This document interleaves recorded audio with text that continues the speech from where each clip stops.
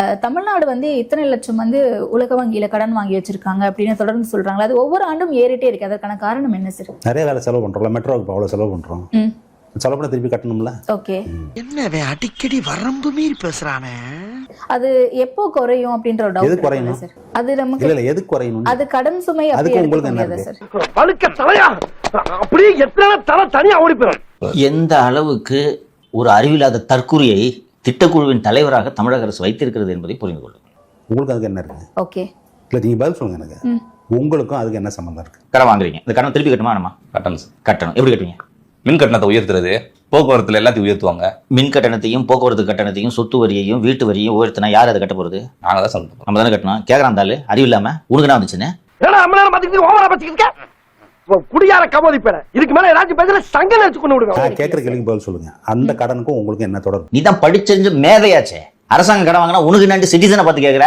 அரசாங்கம் கடன் வாங்கிச்சு என்ன முதலமைச்சர் வீட்டுல இருந்தா எடுத்து கொடுப்பாரு? அந்த 2 கோடி கார் எடுத்து கொடுப்பாரு. கொடுப்பாரா?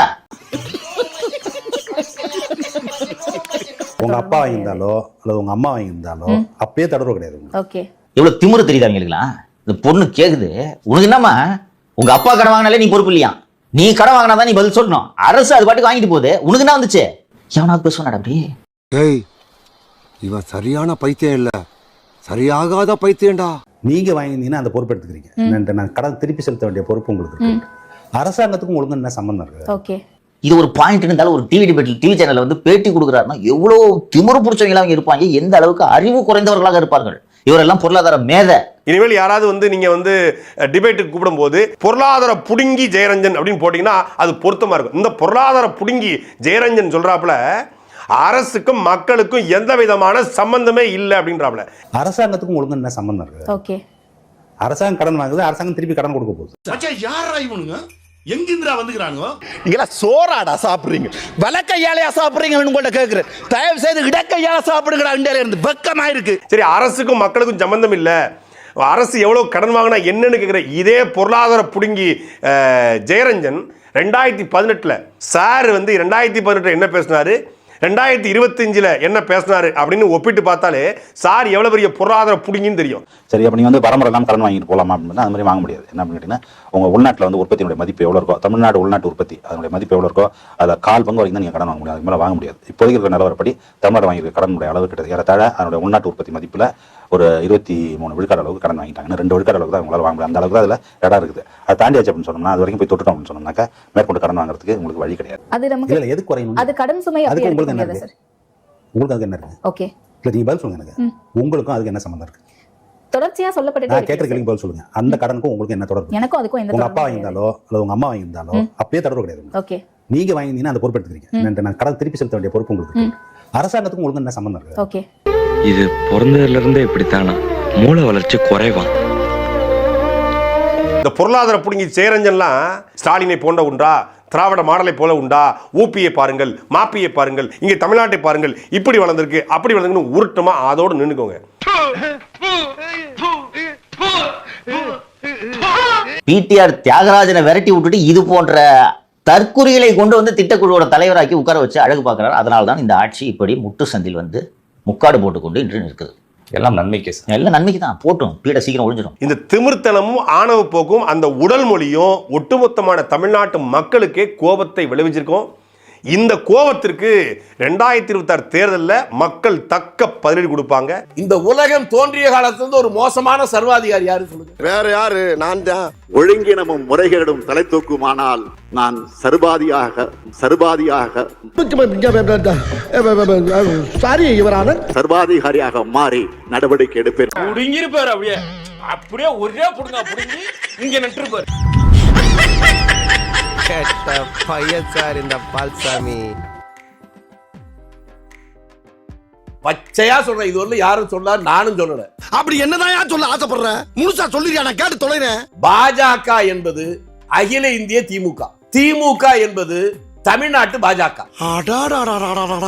இத சொல்றதுக்காயா எவ்வளவு காலம் படாத பாடுபட்ட? சிறுபான்மையினருக்கு எதிராக பெரும்பான்மையினுடைய மனதிலே ஒரு வெறியுணர்வை உருவாக்கி ஹிட்லர் செய்த அதே தந்திரத்தை, அதே யுக்தியை அப்படியே பயன்படுத்தி இந்த கட்சி ஆட்சி வந்தது. என்ன சொன்ன வெட்டித்தனமா பேசுற வெட்டிட்டு பேசுறியா சேர இழுத்து தெருவுல விட்டு போறான் இங்க பாரு கை வேற நடக்குது சொன்னா கேளு தமிழ்நாட்டுல கூட்டணி ஆட்சி பங்கு கேக்குறீங்கல்ல, என்ன தேவை வந்துருச்சு இன்னைக்கு உங்களுக்கு? தேவை என்னன்னா தரிகட்டு போய் கொண்டிருக்கிறது தமிழ்நாடு.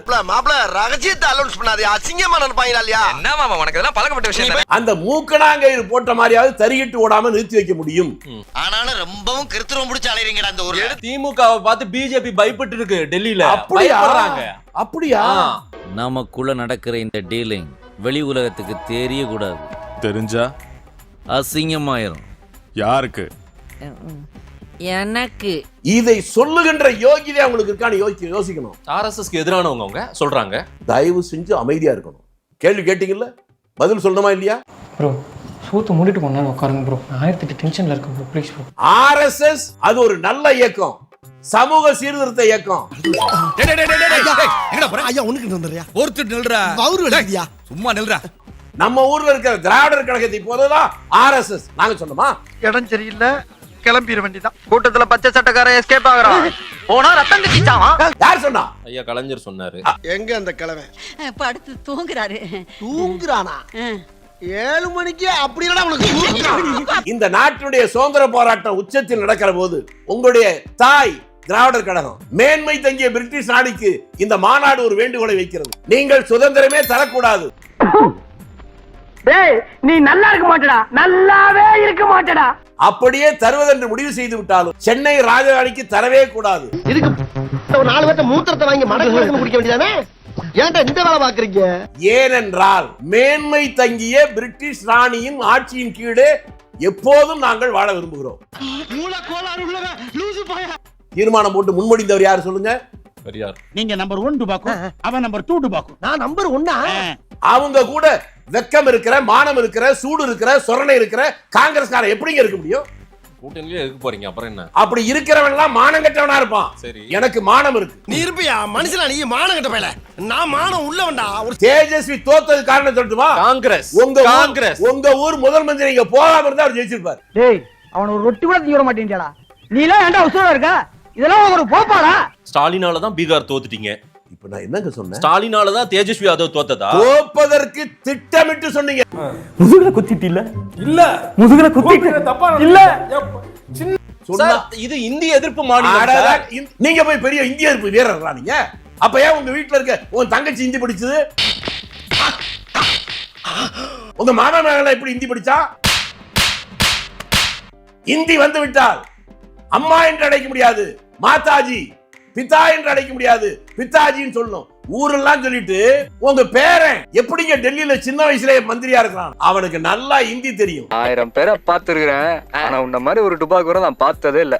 தமிழ்நாட்டில் இருக்க எவனும் இந்தி படிக்காதுன்னு உன் வீட்டுல இருக்க பிள்ளைங்களை படிக்க வச்ச இந்த அயோக்கியத்தனத்தை செஞ்சுட்டு நீங்க என்னமோ பெரிய கொள்கை மரபு பேசுறீங்க.